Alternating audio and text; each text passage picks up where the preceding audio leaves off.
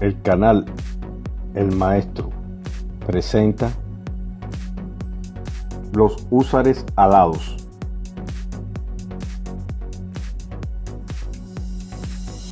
Los húsares alados polacos fueron un cuerpo de caballería pesada de la Mancomunidad de Polonia-Lituania desde los siglos XVI al siglo XVIII.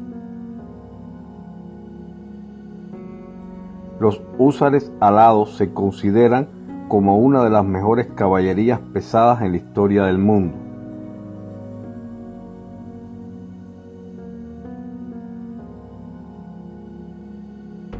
Sus rasgos más representativos eran unas alas sujetas al espaldar de la coraza, por lo que son conocidos como los húsares alados.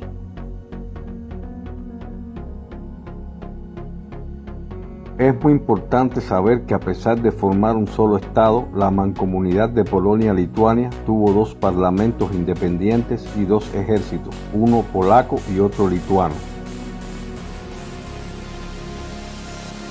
Por lo tanto, existieron también los húsares alados lituanos, quienes lograron algunas de las más sonadas victorias bélicas en los siglos XVI y XVII.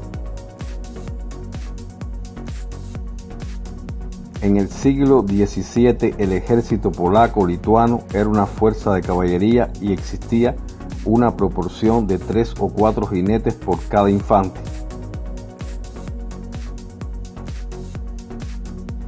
El cuerpo de los húsares o husaria era la élite, el más prestigioso y privilegiado de todo el ejército.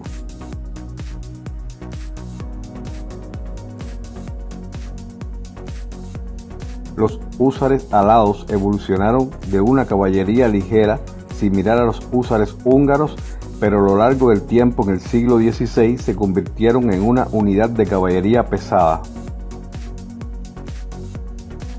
Los jinetes eran voluntarios que procedían de la nobleza de Polonia y Lituania, ya que el caballero debía costearse su caballo, armadura y armamento, a excepción de la lanza o copia, la cual la proporcionaba el Estado polaco.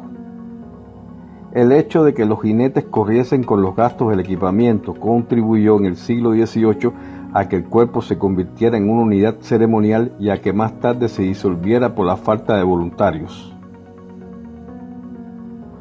La armadura del húsar constaba de una coraza y un casco con visera para proteger el rostro, ambos muy adornados. La coraza solía estar decorada con sus características alas de madera dorada, coronada con plumas. También se adornaba la coraza con caras, pieles de leopardo, oso, león o tigres. El armamento era variado, ya que era costeado por los propios jinetes, pero estos solían contar con un sable curvo y un estoque capaces de perforar armaduras, una o dos pistolas, un martillo de guerra y su arma más típica, la copia, una lanza hueca con punta de acero. Además, algunos añadían a ese arsenal hachas, rodelas y flechas, entre otras armas. Los húsares se organizaban en regimientos de 200 y 300 jinetes, cargaban en formación cerrada a gran velocidad para dificultar el blanco a los mosqueteros enemigos.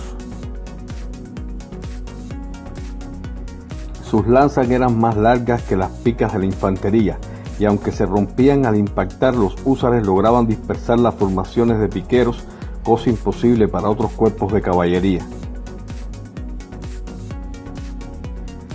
Realizaban cargas devastadoras contra sus enemigos, pero a pesar de ser un cuerpo de caballería pesada, era muy flexible.